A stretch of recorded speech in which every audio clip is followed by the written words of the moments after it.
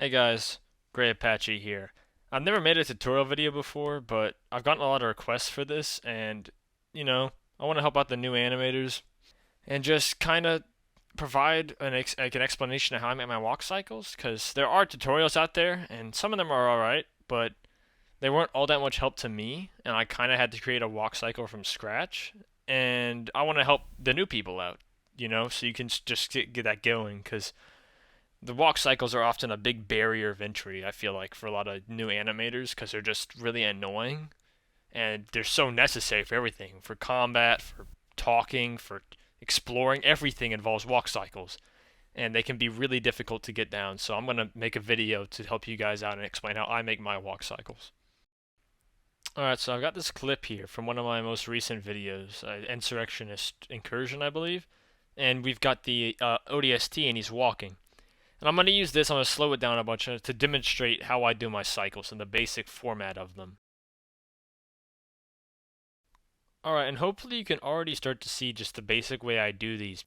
And so the formula you're going to want to follow is a swinging, like a lunging motion, and then you're going to want to have his foot hit the ground, and he's going to bring his leg forward the tiniest bit. You're going to bend the knee, and it's going to like sweep forward. It's going to come somewhat close to being parallel with the other leg. It's going to go forward again. It's going to keep going forward for that second lunge. He's going to hit the ground again, and you're going to repeat that process. And that should give you an actionable method to start implementing these walk cycles into your animations. If you want to do some practice runs, if you want to do practice runs, post them in the comments below. I always read the comments. I will look at them, I will read them, and I will give you advice. I will tell you what I think. So if you want to have me personally look over your walk cycles, post them in the comments below, and I will look over them. Make sure you also just tag me in the video because that'll also bring up a notification for me. And I'll take a look at them. I'll tell you what I think. I'll tell you where I think you can improve because YouTube has that great slowing down feature so I can look at it more closely. And I just want to help you guys out because I've gotten a lot of requests to explain how I make these, and it can be hard. It was hard for me. You can look back at my old videos. I was just like everyone else starting out. Everyone else, the exact same. I had funky looking walk cycles.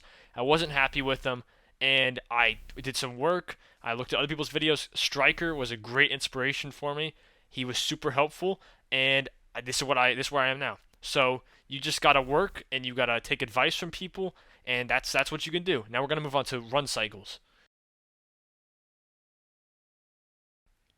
And even though this is a really short video, it should show you that the techniques from my walk cycle tutorial are entirely applicable here.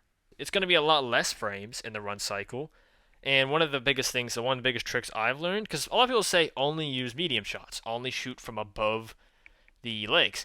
That looks okay, but I don't think it sells it as well as having the background move. Because you can do both at the same time, but having the background move alone can make great leaps in smoothing over things that don't look as good. Like this clip I'm going to put up here. It looks alright. It's not the greatest thing in the world.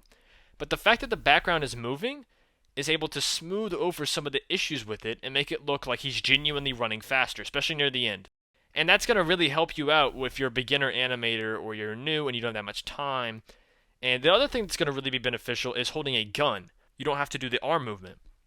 Because the arm movement is going to be super exaggerated, it's going to be kind of difficult to get, and there's a lot of things to focus on already. So if you just take that out of the picture, use the guns, like I'm going to put up a clip of that here with an ODST, it'll already look great. It'll look fantastic. The greatest thing with animation is if you want to do something, practice it.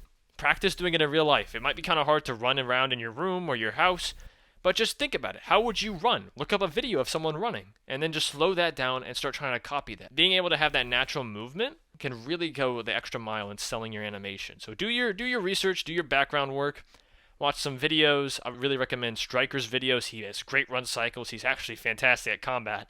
And I hope this helps you out a little bit.